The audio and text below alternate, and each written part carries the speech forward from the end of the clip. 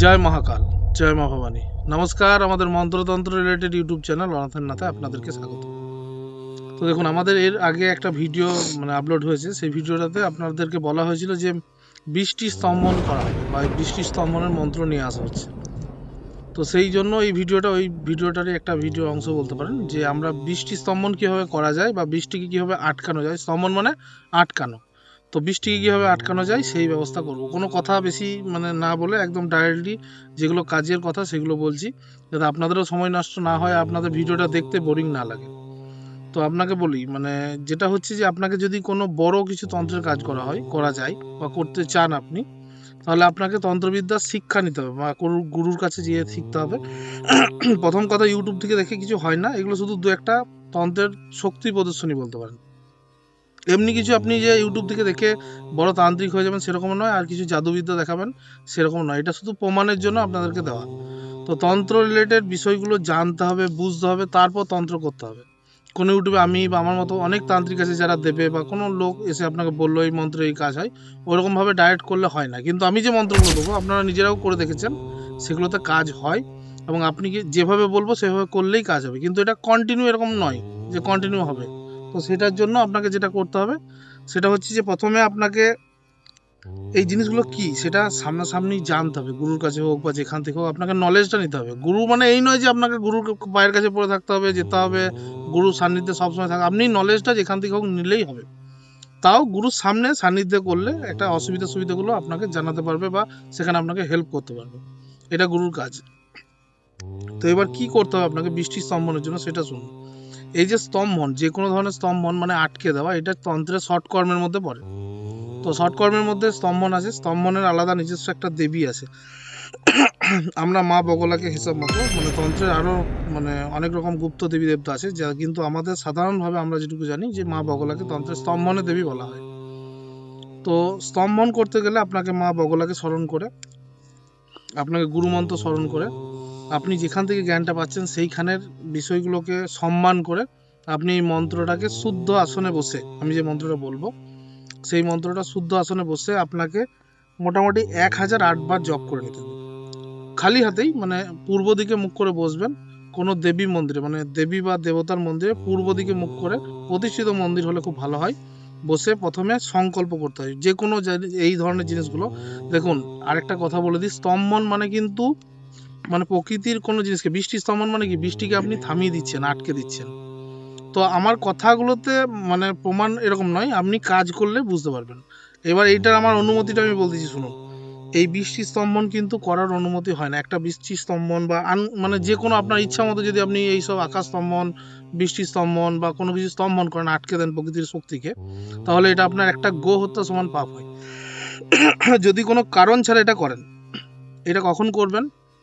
যখন ধরুন কেউ মারা গেছে, প্রচুর বৃষ্টি হচ্ছে, ফাঁকাতে কোনো চিতা জ্বালানো হচ্ছে। তো শাস্ত্রে এগুলো নিধান দেওয়া আছে যে এই রকম সময় আপনি বৃষ্টিটাকে আটকানোর জন্য ওই বৃষ্টি স্তম্ভন করতে পারেন, যাতে তার সৎকারটা হয়। কোনো গরিব মানুষের ঘরে বিয়ে হচ্ছে, ঠিক আছে, প্যান্ডেল উড়ে যাচ্ছে, এত ঝড় জল আসছে, এত বৃষ্টি হচ্ছে, আপনি সেখানে বৃষ্টি স্তম্ভন প্রয়োগ করতে পারেন। কোনো জায়গায় ধরুন প্রচুর বান আসছে, বান ভেঙে দেবে, আপনাদের বাড়িঘর ভেঙে নিয়ে চলে যাবে, সেই সব জায়গায় এই বৃষ্টির স্তম্ভন, প্রকৃতিকে বৃষ্টিকে স্তম্ভন করে দেওয়া, এইটা তখন অনুমতি দেওয়া হয়। তো এইটা আপনি যখন তখন কাউকে ম্যাজিক দেখানোর জন্য করার অনুমতি নেই, আর আমি অনুমতি দিচ্ছি না। আর প্রকৃতির শক্তিকে যদি আপনি চ্যালেঞ্জ করেন, যখন তখন করেন, মন্ত্র বললেই কাজ হবে। আমার যদি বিশ্বাস না হয় আমি বলবো, তারপর আপনি দেখে নেবেন করে। কিন্তু যখন তখন করবেন না, করলে আপনাকে কিন্তু ওটা রিটার্ন ব্যাক পাবেন, আপনার সাথেও কিন্তু আরও খারাপ কিছু ঘটতে পারে। সেটা প্রথমে বলে দিলাম। এবার বলি, দেখুন, স্তম্ভন আপনাকে নলেজ নিতে হবে। স্তম্ভন কি, স্তম্ভন কেন করা হয়, আমি সংক্ষেপে একটু বললাম। তো এই বিদ্যাটা এসছে একটা, দেখবেন আগেকার দিনে যারা পশু চড়াতে যেত, ভেড়া চড়াতে যেত বা গরু চড়াতে যেত, অনেক দিন ধরে বাড়ির বাইরে থাকতো আর ফাঁকা মাঠের মধ্যে ওগুলোকে নিয়ে ঘুরে বেড়াতো। তো যখন তখন বৃষ্টি চলে আসতো, তো তার জন্য তারা জঙ্গল টঙ্গলে যেত, যাতে বাঘে না আক্রমণ করে তাদেরকে। বৃষ্টি হলে বৃষ্টিটা কিছুক্ষণের জন্য আটকে দেওয়া। তো সেই রকম ব্যবস্থার জন্য এই মন্ত্রগুলো তারা নিয়ে এসছে। এগুলো কামাখ্যা সিদ্ধ মন্ত্র কিছু। আচ্ছা, আরেকটা বিষয় বলে রাখি, যে কোনো মন্ত্র যখন পড়বেন, দেখবেন মন্ত্রতে ভালোভাবে ইনফরমেশন দেওয়া থাকবে যে কোন দেবী দেবতার মন্ত্র। দেখবেন আমার মন্ত্রতে বা যে কোনো মন্ত্রতে, বা আমাদের যে বাংলার প্রচলিত মন্ত্র, যেহেতু আমাদের বাংলার কামাখ্যা, আমাদের পশ্চিমবঙ্গগুলো তন্ত্রের ঘাঁটি, এগুলো একটা তন্ত্রের বিজ্ঞান। তো তো এইখানে যেখানে আপনি যখন মানে তন্ত্রমন্ত্র প্রয়োগ করছেন, আপনাকে এটা মাথায় রাখতে হবে যে দেবী দেবতার দিব্যি দেওয়া আছে, দোহাই দেওয়া আছে, যেমন মা কামাখ্যার দোহাই, হারিজি চণ্ডীর আজ্ঞে, মা দুর্গার দোহাই, শিবের জটা খসে পড়ুক মা দুর্গার পায়ে, এরকম ধরনের দোহাই বা দেবী দেবতার যখন নাম আসছে, মন্ত্রটা শোনার আগে বা মুখস্থ করার আগে সেই দেবী দেবতার কাছে ক্ষমা চেয়ে নেবেন, 1 নম্বর। 2 নম্বর হচ্ছে সংকল্প করতে হবে, সংকল্প করে বলতে হবে যে আমি এই মন্ত্রটা, বৃষ্টি স্তম্ভন মন্ত্রটা, আমার নামেই, আমার গোত্রই, আমি এই মন্ত্রটা কোনো মানুষের ভালো কাজের জন্য, কোনো ভালো জায়গায় ভালো কাজে ব্যবহার করব, তার জন্য আমি এটা শিখছি।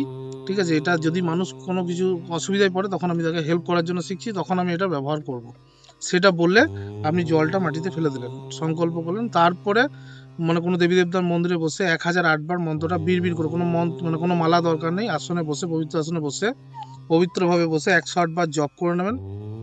এই মন্ত্রটা সিদ্ধ মন্ত্র, জপ করে নিলেই মন্ত্রটা সিদ্ধ হয়ে যাবে। এরপর কি করবেন, এবার যখন আপনি প্রয়োগ করবেন, প্রয়োগ করার পালা, প্রয়োগ করতে গেলে আপনাকে কি করতে হবে, আপনাকে ধরুন বৃষ্টি হচ্ছে প্রচুর, ফাঁকা জায়গায় দাঁড়ালেন, আপনি দেবদেবীকে প্রণাম করলেন, ক্ষমা চাইলেন যে এটা আমি এই কারণের জন্য বৃষ্টি স্তম্ভন করছি।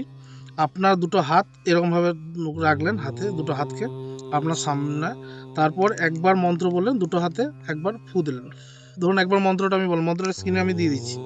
এই মন্ত্রটা মুখস্থ করার পর যখন প্রয়োগ করবেন, প্রয়োগের সময় দুটো হাত এরকম করলেন, বৃষ্টি পড়ছে, বৃষ্টির মধ্যে আপনাকে দাঁড়াতে হবে, দাঁড়ানোর পর আপনি ফু দিলেন একবার হাতে, এরকম করে 5 বার মন্ত্র পড়লেন, 5 বার হাতে ফু দিলেন, বুঝে নিলেন। আর বারবার ফোন করে বা এরকমভাবে বলবেন না যে এটা বুঝতে পারলাম না কী হবে। আমি ভালোভাবে বুঝিয়ে বলে দিচ্ছি যে মন্ত্রটার প্রয়োগ বিধিটা কেউ এরকমভাবে আপনাকে ইউটিউবে দেবে না।